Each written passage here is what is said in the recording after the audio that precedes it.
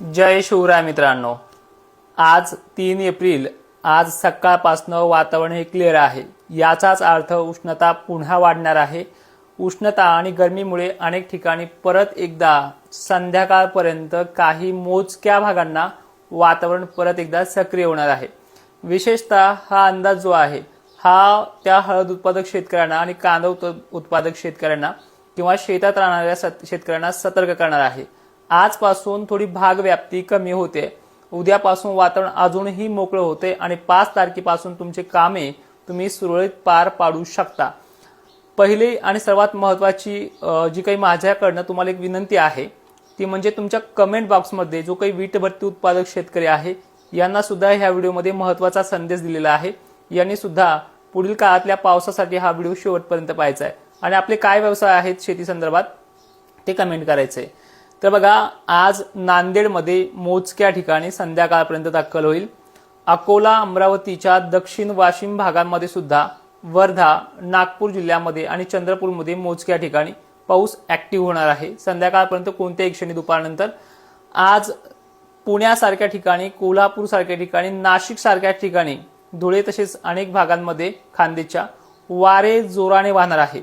उष्णतेची लेवल जर जास्त असेल, वारे थोडे 2.5-3 ला तर शांत झाले असतील तर सतर्क तुम्हाला पण राहायचंय आहे मोजक्या ठिकाणी। पण इशारा मात्र हा देतोय कारण की हे 3 तारखा अजूनही पावसाच्या आहेत। व्याप्ती आता कमी होते। छत्रपती संभाजीनगरमध्ये सर्वदूरची व्याप्ती नाहीये, पण काही मोजक्या भागांना स्थानिक आभाळ येऊन पाऊस पडू शकतो।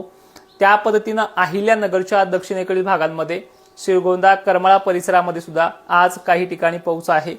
लातूर जिल्ह्याच्या काही उत्तर दक्षिण भागांमध्ये पाऊस राहू शकतो। कोल्हापूर सांगलीचा भाग आज मोजकाच आहे, एवढं काही व्याप्ती आजपासून नाहीये। जालन्यामध्ये संध्याकाळपर्यंत तुरळक ठिकाणी, बीडमध्ये मोजक्या ठिकाणी, परभणीमध्ये मोजक्या ठिकाणी, अशा प्रकारचा आजचा हा अंदाज आहे। मात्र जो काही भाग आहे मध्यरात्रीपर्यंत, जो विशेषतः बीड जिल्ह्याचा, बार्शी परिसराचा आणि जालन्याच्या काही शहागड गेवराई पट्ट्याचा, घनसावंगी पट्ट्याचा, इथे आजच्या दिवस भीती आहे। जे काही तुमचा हळद असेल, कुठलाही माल असेल तो झाकून ठेवण्याची व्यवस्था करा। आजच्या वातावरणामध्ये दमटपणा, गरमीची लेवल कालच्या पेक्षा जास्त वाढेल। ज्या ठिकाणी सकाळपासून आभाळ गोंगारण राहतं, ज्या ठिकाणी सकाळपासून गारवा राहतो, त्या ठिकाणचा पाऊस मध्यरात्रीपर्यंत दाखल होतो। तो काल बीडने पाहिलाय, परभणीने पाहिलाय, जालन्याच्याही अनेक दक्षिण भागाकडे शेतकऱ्यांनी पाहिलाय, तो नंतर तिकडे गेलाय।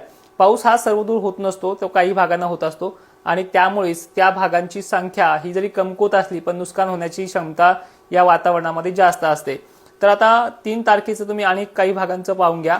आज खानदेशमध्ये मोजक्या ठिकाणी असेल, वारे जोराने असल्यामुळे डायव्हर्टिंग सिस्टीम जरा फास्ट नाहीये। त्यानंतर मराठवाडा आणि विदर्भात मोजक्या ठिकाणी आहे। दक्षिण महाराष्ट्रामध्ये शक्यता मावळते आहे। पुणे, सांगली, सातारा परिसरामध्ये आजही काही ठिकाणी स्थानिक बेसवरती पाऊस असणार आहे।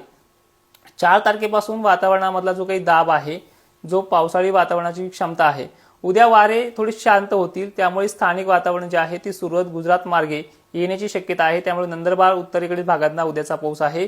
चंद्रपूरला गरमीच्या लेवलमुळे स्थानिक वातावरणाचा पाऊस पडू शकतो।